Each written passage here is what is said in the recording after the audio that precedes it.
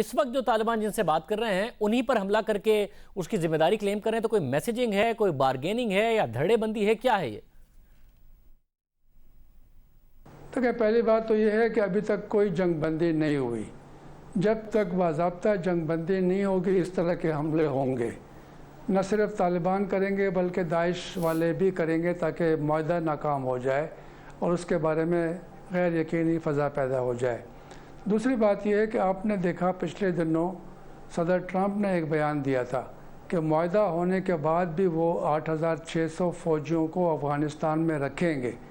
یعنی 5400 نکال لیں گے جو امریکی فوجی ہیں۔ اس کے علاوہ بھی آپ کو پتہ ہے کہ نیٹو کے ملکوں کی فوج ہے، تقریباً 30,000 غیر ملکی فوج ہے، ان کے بارے میں کوئی بات واضح نہیں ہے۔ پھر جب طالبان نے یہ بیان سنا کہ ٹرمپ کہہ رہے ہیں کہ جب معاہدے کے بعد بھی وہ پوری طرح افغانستان سے انخلا نہیں کریں گے، تو میرے خیال میں طالبان نے فوجی دباؤ بڑھانے کے لیے قندوز کے اوپر، پلی خمری کے اوپر حملہ کیا، کابل میں 2-3 بڑے بڑے حملے ہوئے، آج 2 خودکش حملے ہوئے، ایک کابل میں ایک لوگر میں۔ تو اس کا مطلب یہ ہے کہ طالبان دباؤ بڑھا رہے ہیں، یہ پیغام دے رہے ہیں کہ اگر آپ اپنی فوج کو رکھیں گے معاہدے کے بعد بھی تو پھر یہ حال ہوگا۔